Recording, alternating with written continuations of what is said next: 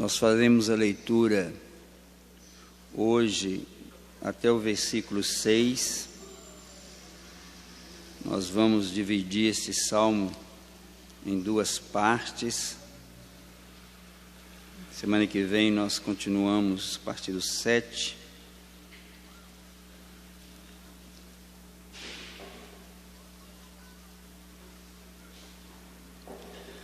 Ao mestre de canto, salmo de Davi, quando o profeta Natã veio ter com ele, depois de haver ele possuído Batseba. Compadece de mim, ó Deus, segundo a tua benignidade e segundo a multidão das tuas misericórdias, apaga as minhas transgressões.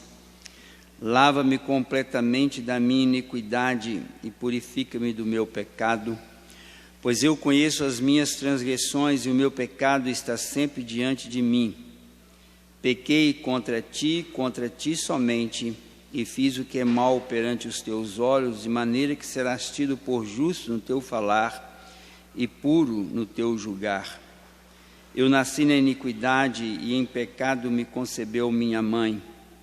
Eis que te comprazes na verdade no íntimo, e no recôndito me fazes conhecer a sabedoria.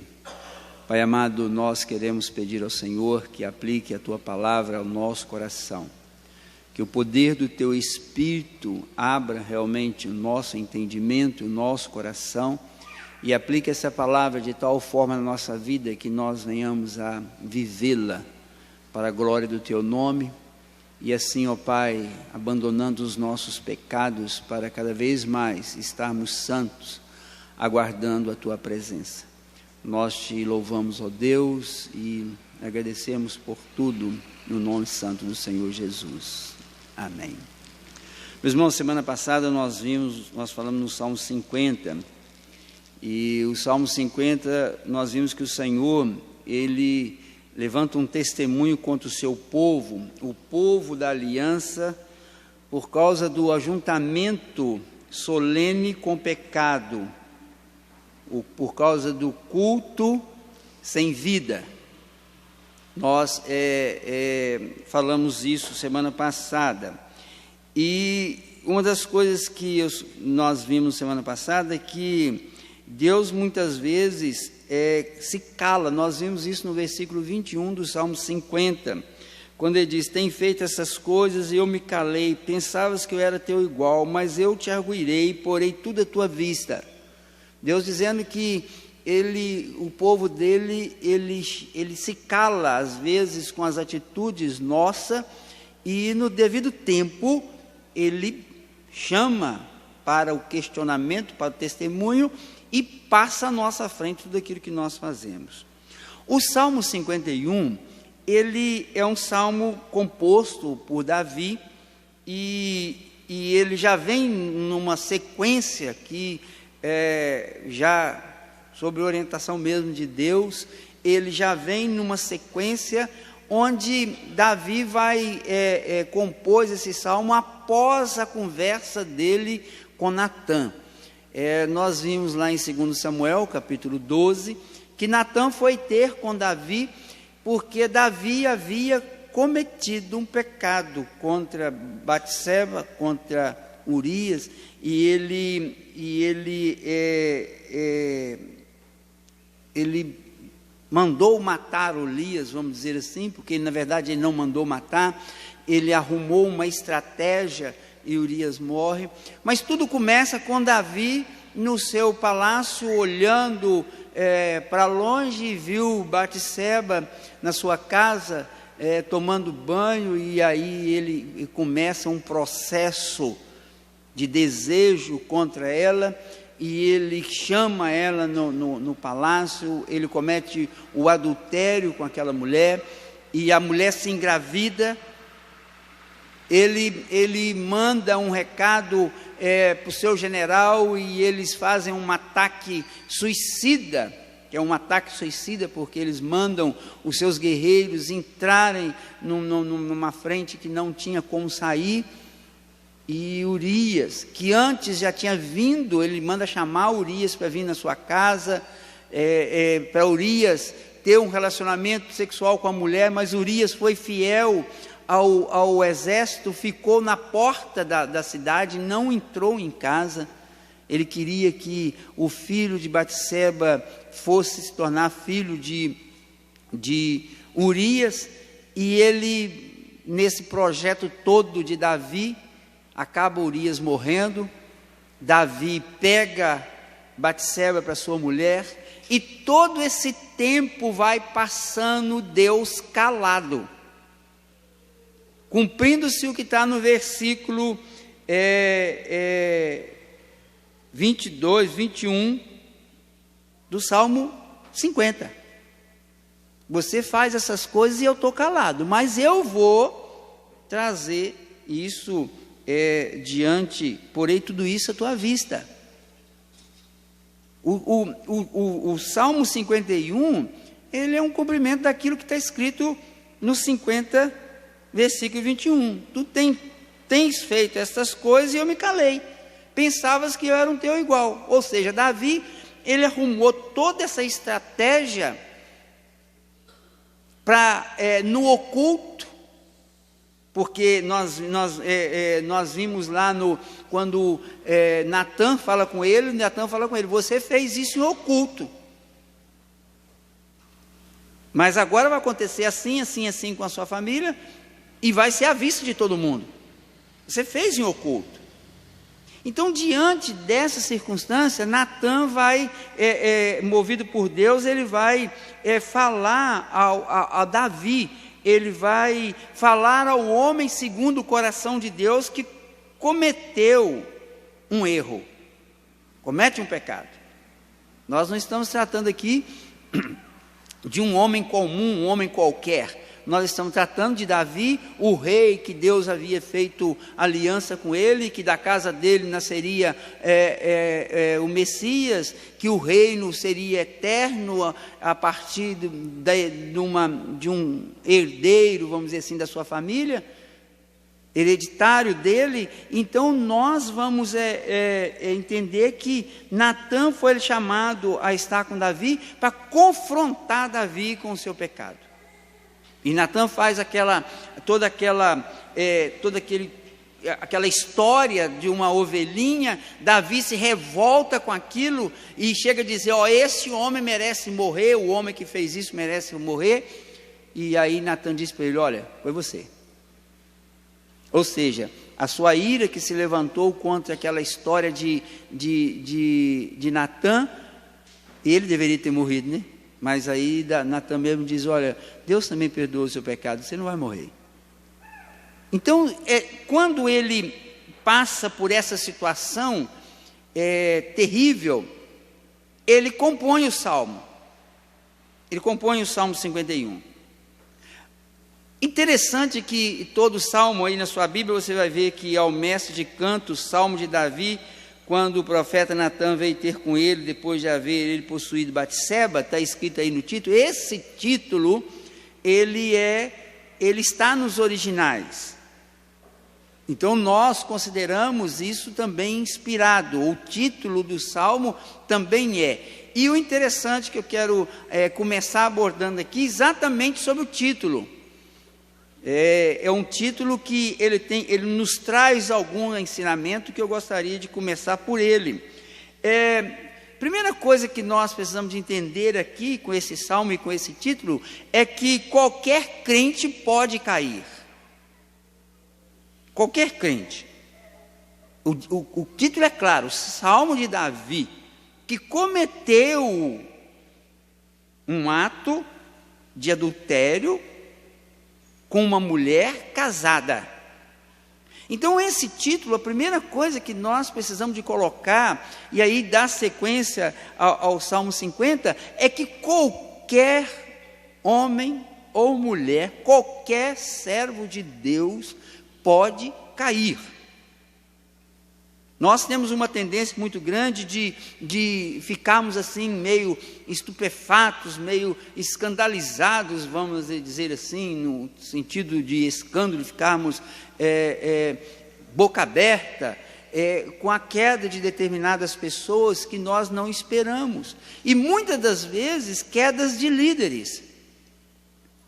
Às vezes, quando nós ouvimos, o líder tal caiu, isso nos larga assim, apavorados. O que está acontecendo? Muitos chegam a dizer, foi o diabo que fez isso. A Bíblia não registra que foi o diabo, não. Davi era um líder, era o rei e cometeu o adultério. E caiu. Então a primeira coisa que nós precisamos de entender logo aqui é que o título do Salmo deixa bem claro, o Salmo foi escrito porque Davi cometeu um adultério. Outra questão que esse título também nos mostra é que o Senhor sempre nos confronta com os nossos pecados. O Senhor sempre nos confronta. E aqui no texto, nesse título, diz claramente, quando Natã veio ter com ele. Ou seja, Deus levantou Natã para confrontar Davi. E nós precisamos de entender o seguinte, que o pecado, Deus nos confronta através da ação do Espírito. Nós vamos ver isso lá em João capítulo 16, versículo 8, que o Espírito vem para convencer de pecado. Através de muitas vezes de irmãos, nós vamos ver isso lá em Mateus capítulo 18, versículo 15 a 17, quando o texto diz, se um irmão pecou, vai ter com ele, fala com ele. Então uma das estratégias de Deus é mandar alguém a tratar com o pecado. Isso pode ser um irmão, pode ser uma pessoa simples, através da palavra. Segundo Timóteo, capítulo 3, versículo 16, diz que a palavra de Deus, ela exorta, ela corrige, ela repreende.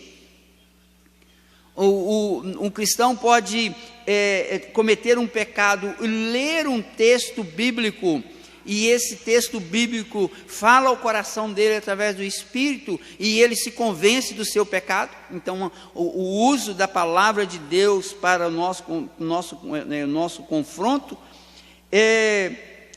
através de servos dele, profetas, vamos dizer, pastores ou líderes espirituais. Nós vamos ver Paulo dizendo também lá em 2 Timóteo capítulo 4, versículo 2, ele diz a Timóteo, olha, exorta, repreende. Nós sabemos que Timóteo era um pastor. Então esse trecho aqui do Salmo, ele está mostrando para nós, o título está mostrando para nós, que Deus, ele envia o servo dele exatamente para fazer aquilo que está escrito no Salmo 50, versículo 21.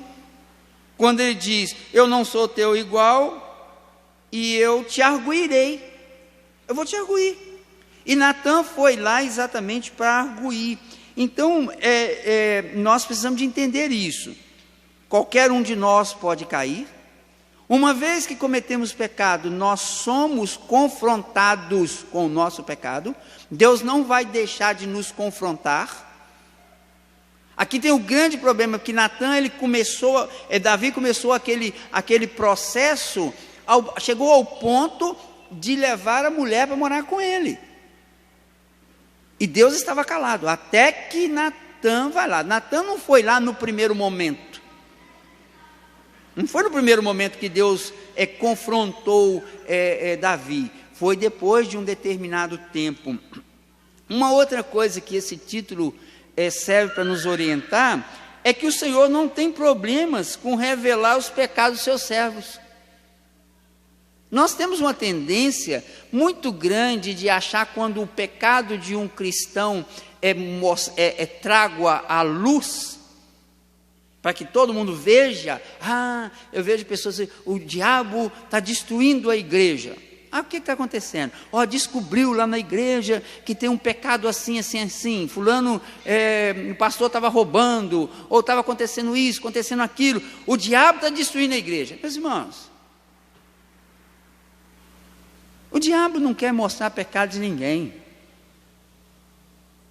A palavra do Senhor diz lá em João capítulo 3, a partir do versículo 16, que Paulo dizendo que as trevas, elas não querem ser, João dizendo, né, que as trevas não querem ser atraídas para a luz, para que as suas obras não sejam manifestas. Então, quem mostra o pecado não é o diabo.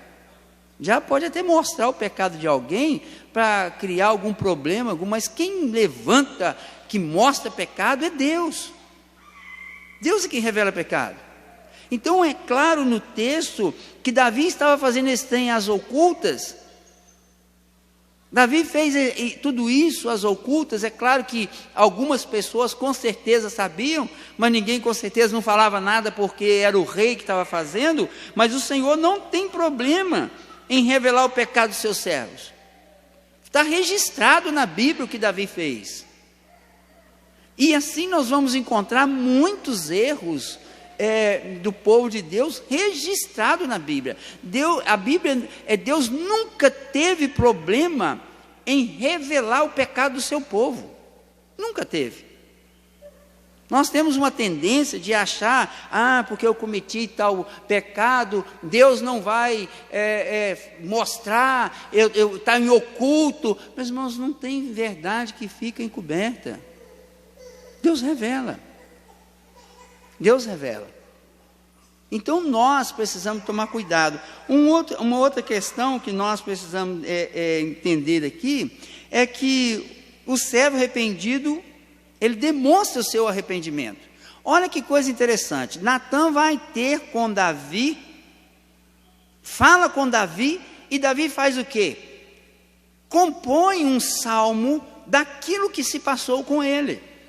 Então o Salmo 51, antes de tudo, ele é uma declaração audível de arrependimento de pecado, de uma confissão acompanhada de um arrependimento.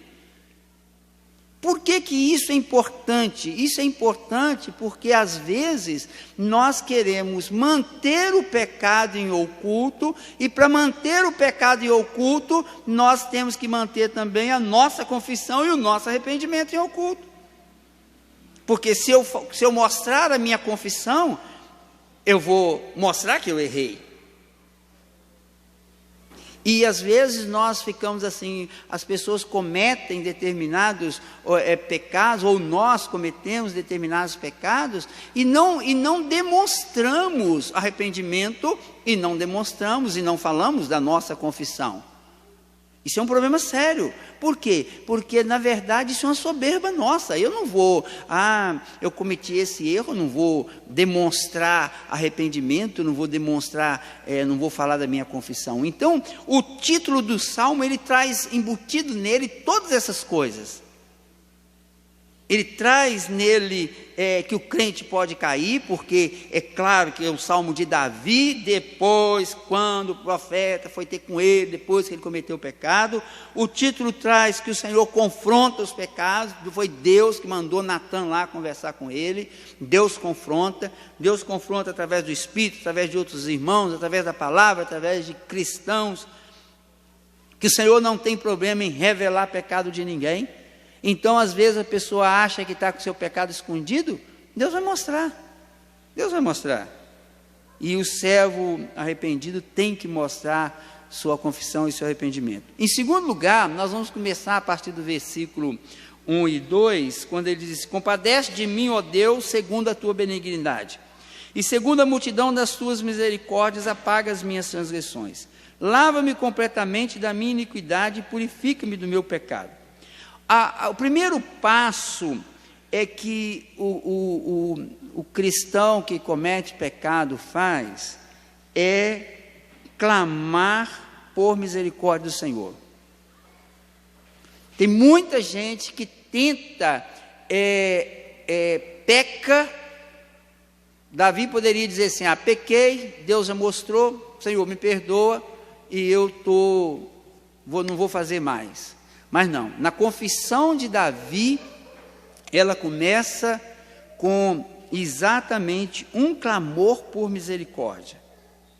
Meus irmãos, a base do clamor de Davi é o amor infalível de Deus. Ele busca Deus porque ele sabe que Deus o ama, que Deus tem um pacto com ele, e ele clama ao Senhor. E nesse clamor por misericórdia, tem algumas palavras aqui que nós precisamos de prestar atenção nelas. A palavra transgressão, que está aí no final do versículo 2, ela demonstra significa ações rebeldes contra uma autoridade. O que ele está dizendo é o seguinte: eu agi de forma rebelde contra a autoridade do Senhor. Quando ele diz, apaga as minhas transgressões. Note uma coisa, ele não está dizendo, apaga a minha transgressão. Não é a minha única transgressão contra, no pecado que cometi com Batseba e com Urias. São as minhas transgressões. Ou seja, é um ato de rebeldia contra a autoridade de Deus, em que o pecado é um ato de rebeldia, ou seja, o rebelde contra o rei, o rebelde contra uma autoridade. Ele diz aí sobre a iniquidade, ainda no versículo 2. Lava-me completamente da minha iniquidade. Iniquidade é o que é distorcido, ou aquilo que é torto, aquilo que não é reto. O Senhor tem que tirar, porque eu estou agindo de forma torta. Ele diz pecado. Pecado é você errar um alvo. Você tem um alvo na sua vida e você erra. Você tem que ir daqui para lá, você vai para lá. Então você erra o alvo. Ele declara isso quando ele diz, perdoa o meu pecado. Então, quando ele purifica-me do meu pecado, ele tá falando sobre isso. Ele diz, ter misericórdia. Ele usa essa expressão. Quando ele pede ao Senhor aí no versículo 51, a multidão das tuas misericórdias, pedindo que Deus tenha misericórdia dele. Essa expressão, ter misericórdia, é uma súplica que fala da graça além da expectativa. Ou seja, quando ele diz de misericórdia, ele está falando, o Senhor tem uma graça sobre mim, além da minha expectativa. O Senhor pode me perdoar. Então ele se volta para esse Deus de forma grande. Ele usa a palavra compaixão. Essa palavra que descreve a máxima ternura do amor de Deus. Ele diz, o amor do Senhor tem uma ternura. Então ele usa essa expressão compaixão. Ele usa a palavra apagar. Quando ele usa essa palavra apagar, ele está se referindo a uma remoção completa. É como lavar de tal forma que não fica nada. Apaga. E por último, ele usa a palavra purificar. É um termo ritual que declara alguém limpo. Ele diz o seguinte, Senhor, me declara limpo. Então, meus irmãos, a gente vê apenas 2 versículos e nós vamos ver o quão profundamente este homem se volta para Deus, pedindo ao Senhor. Quando ele clama por misericórdia, ele não está dizendo, Senhor, apenas, Senhor, tem misericórdia de mim. Não, ele está dizendo, Senhor, eu sou um rebelde contra a sua autoridade, eu tenho distorcido, eu tenho andado torto na tua presença, eu errei o meu alvo é de santidade e eu errei o alvo. Eu suplico, Senhor, pela sua graça, essa graça maravilhosa do Senhor. Eu peço ao Senhor pela sua grandeza, a ternura do seu amor. Eu quero que o Senhor remova completamente de mim esse pecado. o Senhor me declare limpo. É muito mais do que dizer para o Senhor assim: Senhor, tem misericórdia de mim. E muitas vezes, meus irmãos, essas palavras que Davi coloca aqui no versículo 1 e 2, demonstra a profundidade no coração dele, no íntimo dele, a profundidade da confissão e do arrependimento. Demonstra a profundidade. Então, esses 2 primeiros versículos, eles mostram isso, a profundidade do arrependimento e da confissão. O que acontece muitas vezes conosco é que muitas vezes alguém nos exorta, nos fala de um pecado. Eu errei mesmo, mas todo mundo é pecador, né? Todo mundo é pecador. Eu errei mesmo, Deus perdoa, né? Jesus morreu pelo meu pecado, Senhor, perdoa meu pecado. Por isso que às vezes, daí uma semana, 2, nós estamos cometendo os mesmos erros. Por isso que às vezes nós confessamos algo e daí a poucos dias nós estamos cometendo os mesmos erros, porque nós não temos essa profundidade de tristeza, de reconhecimento do fundo do coração. Então esse salmo, ele nos traz esses ensinamentos que estão no título, ele nos traz um clamor profundo, do mais profundo do coração de um homem que é convencido do seu pecado, e ele nos traz também uma confissão que começa a partir do versículo 3. Diz assim: pois eu conheço as minhas transgressões, e o meu pecado está sempre diante de mim. Os irmãos, ele começa fazendo um reconhecimento do pecado. Ele diz claramente que a consciência dele o acusa, pois eu conheço as minhas transgressões. Mais uma vez, ele não está dizendo que conhece uma, ele conhece as minhas. O meu pecado está sempre diante de mim. O que ele está dizendo? A minha consciência me acusa. Eu sou um pecador, eu cometo pecado. Por isso Davi era o homem segundo o coração de Deus. Ele dava ouvido à consciência dele, ele sabia que ele estava em pecado, e ele diz isso para o Senhor. Nós muitas vezes fazemos o quê? Não damos ouvido à consciência, aonde o Espírito fala conosco. Aí nós vamos ver Paulo dizendo, que nós entristecemos o Espírito e apagamos o Espírito. Como que nós apagamos o Espírito? À medida que nós não vamos ouvindo a nossa consciência. À medida que nós não vamos ouvindo o meu eu interior que me acusa de pecado, ele está dizendo: a minha consciência, o meu pecado está sempre diante de mim. Pequei contra ti somente, e fiz o que é mal perante os teus olhos, de maneira que serás tido por justo no teu falar e puro no teu julgar. Meus irmãos, Davi pecou contra Urias e Batseba. Não pense você que quando Davi diz que ele pecou contra Deus, ele pecou somente contra Deus. Ele pecou contra Urias e Batseba. Mas a preocupação maior dele, ele dá ênfase no pecado que ele teve contra Deus.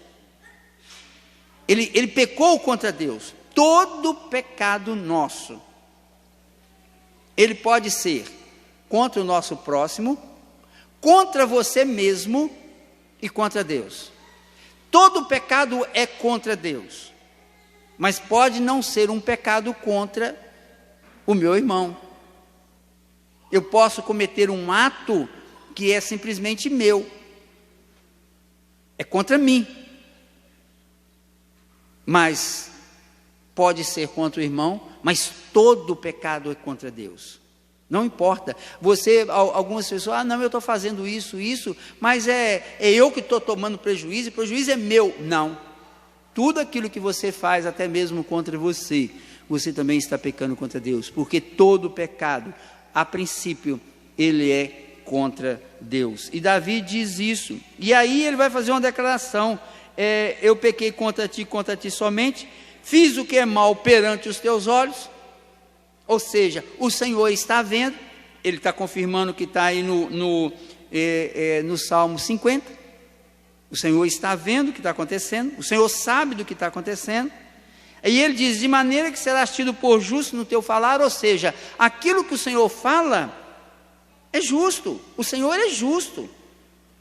E ele vai continuar: e puro no teu julgar. O Senhor julga de forma pura, o Senhor sabe o que está falando. Então, quando Natan fala com ele, o que vem ao coração dele é que Deus é justo, que Deus é puro e que Deus sabe o que está falando.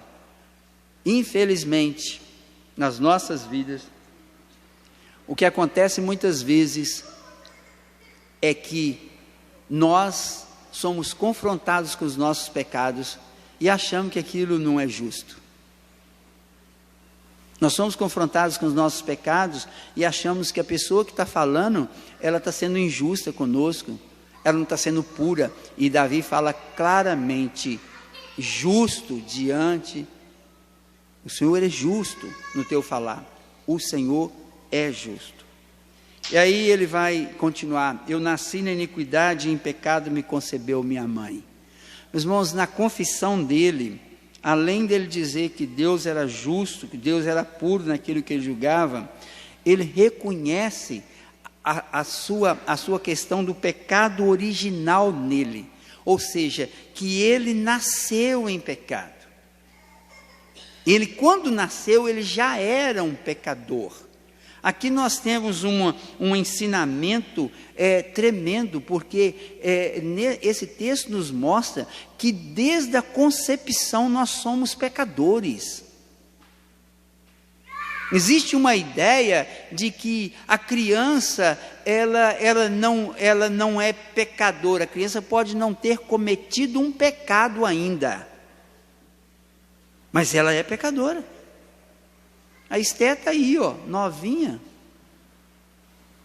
sabe nem falar ainda, está ali, filho de pecador, pecadorzinho é.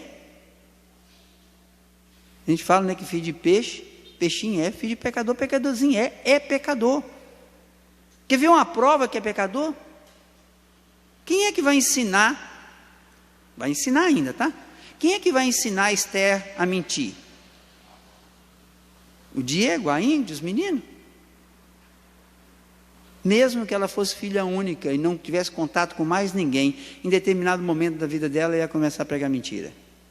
Ou seja, nasce com toda a tendência do mal. Os irmãos, até quem não é crente entende isso. Se você for correr atrás aí dos filósofos, dos estudiosos, todos eles são unânimes em dizer: o homem tem tendência ao mal. Não tem essa história de que se você criar uma criança isolada da humanidade para que ela não se contamine, que ela não vai se contaminar. No dia que você tirar ela do isolamento, você vai ver, está ali um monstro. Porque nós nascemos em pecado. E quando ele diz, eu nasci na iniquidade, eu nasci no pecado. E ele diz claramente: e em pecado me concebeu minha mãe. Quando eu li esse versículo a primeira vez na minha vida, não tinha entendimento. Eu falava assim: mas por que a minha mãe, que ama tanto meu pai, e a minha concepção foi um pecado? O pecado é o ato da minha mãe com o meu pai? Eu ficava pensando nisso, né? Porque a Igreja Católica Romana, ela prega que o sexo é um pecado necessário. Isso não é verdade, porque Deus mandou que o homem tivesse descendente e se reproduzisse ainda antes do homem pecar, lá em Gênesis, antes do capítulo 3. O sexo não é pecado. O pecado é o sexo de forma errada, ou o sexo fora do casamento, ou o sexo antes da hora. Então o texto está dizendo muito claramente: olha, eu sou herdeiro do pecado de Adão. Eu já nasci em pecado, eu fui concebido em pecado. E aí ele vai dizer no versículo 6: eis que te compraz na verdade no íntimo, e no recôndito me fazes conhecer a sabedoria. Mesmo reconhecendo ser um pecador, Davi conhece o padrão que Deus requer do pecador. Olha o que ele diz no versículo 6: eis que te comprazes, na verdade, no íntimo. Ele está dizendo, no mais profundo do meu ser, o Senhor quer, o Senhor tem prazer na verdade. Essa verdade tem que agir no meu íntimo. E no recôndito, no mais profundo de mim, o Senhor me faz conhecer a sabedoria. O Senhor me mostra o meu pecado. O Senhor mostra o meu pecado. Meus irmãos, esse texto, ele nos mostra o que é uma confissão de pecado. Confissão de pecado não é só você, às vezes a gente fala aqui durante o culto, vamos confessar os nossos pecados, aí a gente fecha os olhos, fica procurando pela cabeça o que você fez de errado durante a semana. Você tem que procurar sim o que você fez de errado, que não agradou a Deus, mas você tem que ter no seu coração esse reconhecimento: Senhor, eu sou um pecador, eu tenho em mim a natureza de pecador, eu cometo pecado, eu cometi o pecado, e todo o pecado que eu cometo é contra o Senhor. Eu herdei de Adão isso, essa consciência de que nós somos pecadores. Meus irmãos, sem isso a gente não confessa pecado da forma que devemos confessar. Nós precisamos ter essa consciência. Precisamos de ter essa intensidade no clamor pela misericórdia. Senhor, tem misericórdia de mim. Meus irmãos, põe uma coisa na sua cabeça: ninguém vence pecado pelas próprias forças. Ninguém vence pecado pelas próprias forças. Por menor que ele seja, por mais simples que seja, há uma mentira que você prega de vez em quando. Você não vence ela se você não buscar a graça de Deus sobre a sua vida. Se você não clamar a graça de Deus. Se você não buscar a Deus misericórdia: Senhor, me ajuda com isso. E você não colocar intensidade de busca ao Senhor por isso, você não muda. Você não muda. A pessoa pode falar aí com um adolescente, com um jovem: você precisa mudar isso na sua vida. Se não buscar clamor a Deus mesmo, não muda. Não muda. Então esse texto nos ensina isso, e nós precisamos de lembrar sempre: somente o sangue de Jesus pode nos purificar dos pecados. Quando você busca realmente e fala: Senhor, lava-me. Nós sabemos que Jesus deu a vida por nós na cruz do Calvário. Jesus morreu naquela cruz por causa de todos os pecados que nós cometemos e que vamos cometer neste mundo. Jesus já morreu por todos eles. E a confissão, ela faz parte desse processo nosso de purificação, de crescimento. Nós não confessamos pecados para sermos salvos, nós somos salvos porque Jesus morreu por nós. Nós confessamos pecados para nós desenvolvermos a nossa salvação, não no sentido de para sermos salvos depois, mas para a santificação. É como uma criança que cresce sendo preparada para um casamento. Por isso Jesus vem buscar a sua noiva. Então ele morreu e perdoou todos os nossos pecados. A Bíblia diz que ele levou sobre si todos os nossos pecados.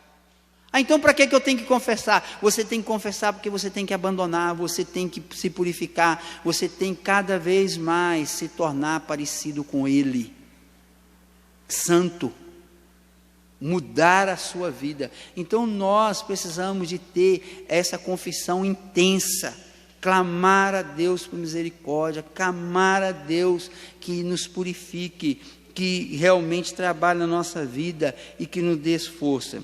É uma ilusão nós acharmos que nós escondemos os nossos pecados. eu quero concluir dizendo que a maior ilusão que o homem tem é achar que ele esconde o seu pecado e de que Deus não vai mostrá-lo. Meus irmãos, só tem uma forma de você esconder o seu pecado e Deus não mostrar. É se você cometer esse pecado hoje, o Espírito vai falar com você, você chora por causa dele o mais rápido possível, pede perdão e não comete mais. Não comete mais. Porque se você começar a cometer um pecado, pedir perdão, amanhã confessa, pede perdão de novo, comete de novo, vai chegar uma hora que Deus vai cumprir o que ele diz no Salmo 50. Vai chegar uma hora que eu vou mostrar, é o que ele diz aí no Salmo 50, eu vou te arguir e porei tudo à tua vista. O pecado que você comete e você pede perdão e foge dele, Deus te perdoa, Deus te purifica e Deus tem misericórdia de você. Agora, nós só abandonamos o pecado quando nós clamamos pela graça de Deus na nossa vida. Só a graça de Deus pode nos dar força para abandonar o pecado. É uma tristeza quando você encontra pessoas que vivem lutando contra o seu pecado e acham que vão vencer. Meus irmãos, nós não vencemos o pecado, nós não vencemos a nossa carne e nós não vencemos o mundo. Jesus já venceu o mundo, ele disse que ele venceu o mundo. Só Ele pode, através do Espírito, nos dar força para vencer o pecado em nós. Só Jesus. Se não clamarmos a Ele por graça, pelo poder do Espírito na nossa vida, nós não vencemos. Não vencemos. Se você acha que você vence o pecado pela sua própria força, você está enganado. Você está enganado. A natureza pecaminosa em nós é algo terrível, é uma doença terrível, muito pior do que o câncer. Por isso Jesus morreu pelos nossos pecados e Ele é o único que pode realmente nos dar força para vencer o pecado. Ele sim, Ele te capacita, te dá força, te dá vontade e você consegue vencer, não por você, mas por Ele, pela graça dEle.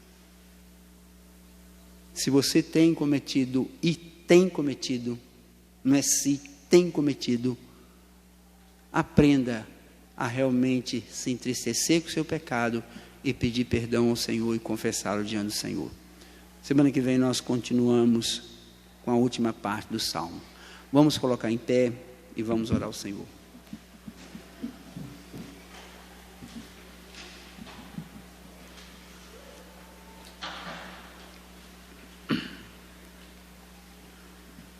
Pai querido, nós queremos agradecer ao Senhor por esta manhã, queremos agradecer ao Senhor pela palavra que o Senhor nos dá, queremos agradecer, ó Deus, porque às vezes nós não ouvimos sobre o pecado nas pregações dos nossos dias, mas a Tua palavra não deixa de nos alertar contra esse mal terrível que nós herdamos de Adão, essa natureza terrível, mas que sabemos que o Senhor já venceu na cruz por nós e que um dia nós seremos transformados e não teremos mais isso agindo na nossa vida. Por isso, ó Deus, nós te pedimos, tenha misericórdia de nós. Haja na vida da tua igreja, haja no nosso coração, pedindo, ó Deus, o Senhor, pedimos ao Senhor que nos purifique, nos convença, nos mostre, para que possamos, ó Pai, lutar contra tudo isso e assim estarmos mais próximos do Senhor, mais parecidos com o Senhor. Senhor, tem misericórdia, nos ensine a confessar os nossos pecados na Tua presença, traga verdadeiro arrependimento, tristeza vinda do Teu Espírito no nosso coração, para que possamos, ó Pai, realmente nos apresentar diante do Senhor com o nosso coração lavado e purificado pelo teu sangue.